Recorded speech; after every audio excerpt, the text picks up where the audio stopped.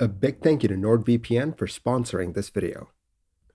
This is the story of the 2015 Blackbushe Phenom crash. On the 31st of July 2015, a Phenom 300 private jet was to fly from Milan, Italy to Blackbushe Airport in the UK. Now, this private jet didn't have just any standard rich people on board. On today's flight was bin Laden's immediate family. Yes, that bin Laden. Today's occupants were Raja Hashim, one of the wives of bin Laden's dad, her daughter, Sana bin Laden, and the daughter's husband, Zuhair Hashim. What I find interesting about all of this is that the bin Laden clan was free to private jet around the entire planet, despite them being the immediate family members of the man who used to be the most wanted man on Earth. I assumed that his immediate family would be sanctioned or something, but apparently not. Well, for whatever reason, the family had chartered a jet, and they were being flown by a single pilot who had 11,000 hours of flying experience. We joined the Phenom, tail number Hotel Zulu India Bravo November, as it descended through the London terminal area. As the plane streaked across London, it was handed over from ATC region to ATC region, eventually ending up in the control of Farnborough Approach. Blackbushe Airport is kind of a hotspot for business jets, as it offers easy access to the stuff rich people like to do in England, which is probably drink very expensive tea, I don't know. When the pilot had the runway in sight, Farnborough Approach cleared the Phenom to descend under the pilot's discretion. Once the plane was closer to the airport, the controller asked the pilot to contact Blackbushe Information. The Phenom entered the left-hand circuit for runway 25 via the crosswind leg. But as the Phenom entered the circuit, it flew very close to a microlight aircraft. Seeing the microlight, the pilot started to climb in an attempt to avoid the microlight.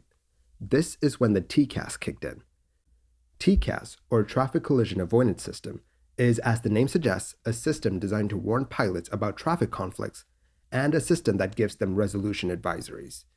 Basically, if the system thinks that you're going to crash into another plane, it will ask you to either climb or descend. Basically, the system will tell you what it thinks will minimize the chance of a collision. In this case, the TCAS system asked the pilots to descend.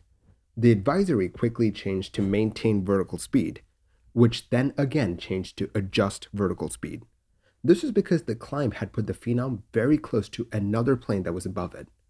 Once the Phenom was clear of both conflicts, it was way too high and fast. The pilot put the plane into a curving turn as it descended towards the runway threshold.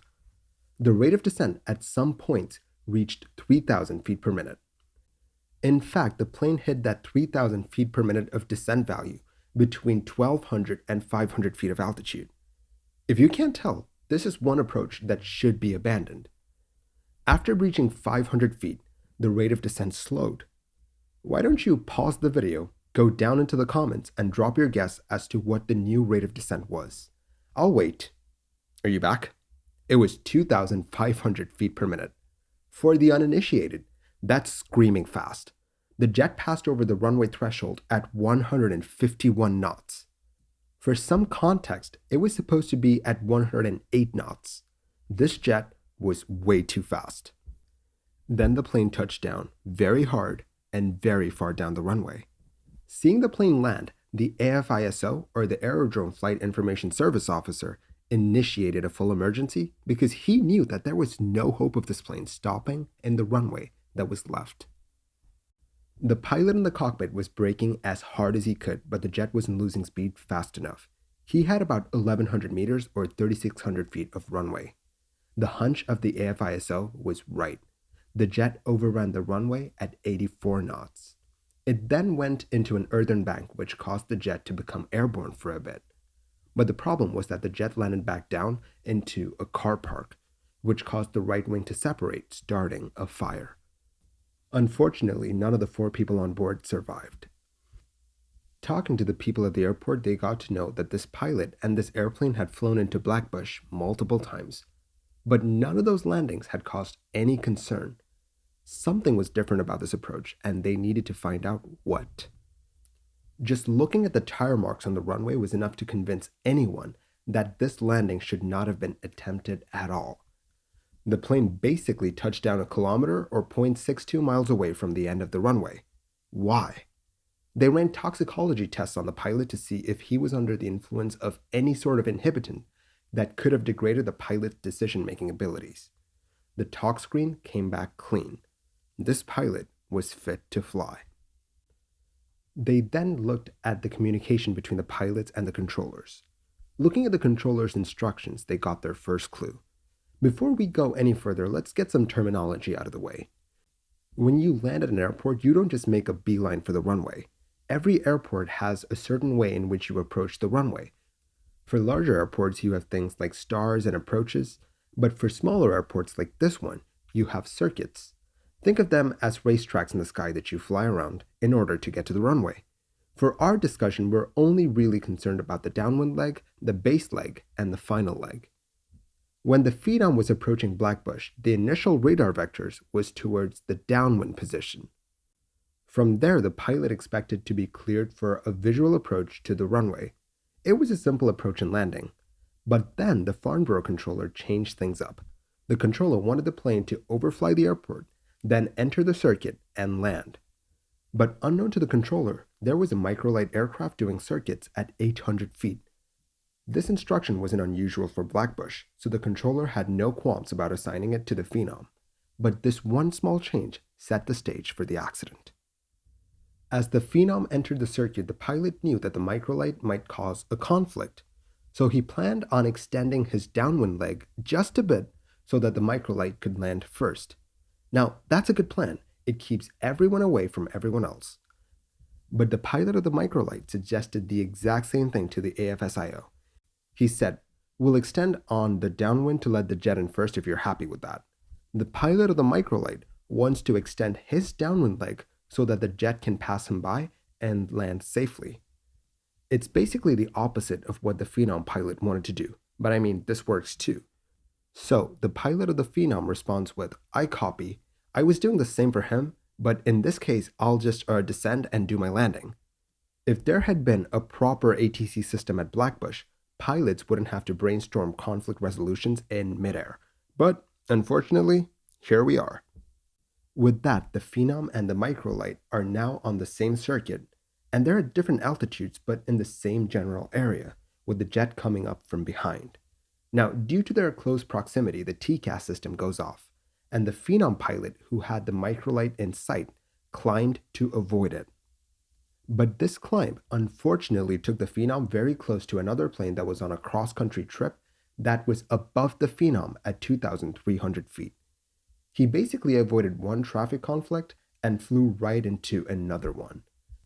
This meant that he was being bombarded with warnings. At first, the TCAS system was like descend, and then it was like maintain vertical speed, and then it was like, you know what, adjust your vertical speed. In a span of 2 minutes and 19 seconds, he was subjected to 36 different oral warnings. Due to all of this, he took manual control of the plane and started to descend sharply. As he turned through the base leg, the TCAS warnings gave way to terrain warnings, and on top of that there were transmissions from the airport itself, swamping him with even more information. This created a very high workload environment in the cockpit, and the lone pilot did not have the mental capacity to deal with so much information at once. This led to target fixation. His initial plan was to land the plane, and now that's all he wants to do. His mind was blocking out any information that told him that landing the plane was unsafe. He probably felt like despite his high speed, he'd be able to stop the plane in the runway that was available. Maybe he just didn't realize how fast he was going. For example, during the descent, he commanded a bit of speed brakes, but they did not extend because the flaps were extended. So in his mental picture, the plane was probably slower than it actually was because the speed brakes never extended. But unfortunately, he wasn't able to stop, and it cost everyone on board their lives. Why do you think the pilot went ahead with the landing? Let me know your thoughts in the comments below. Before you go, I need to ask you something. Do you use the internet? Are you safe while you use the internet? If not, you need our sponsor, NordVPN. Look, everyone and their grandmother on the internet is out to get your data. NordVPN is a great way to stay private on the interwebs. In addition to that, they have servers in multiple countries so you can get content from all over the world. On top of that, NordVPN now has threat protection, which protects you from malicious websites, trackers, and malware. Also, it's the fastest VPN out there and supports every major platform like Windows, macOS, Linux, Android, and iOS. So, what are you waiting for? Get NordVPN today at nordvpn.com/aircrash and get a huge discount on the 2-year plan and 1 month for free. If that's not good enough for you, they have a 30-day money-back policy. So, what are you waiting for? Get NordVPN today. Again, thank you to NordVPN for sponsoring this video. Thank you for watching this episode of Mini Air Crash Investigation. If you like the videos that I make, do consider liking and subscribing. It will really help the channel grow. I will catch you guys next time. Stay safe.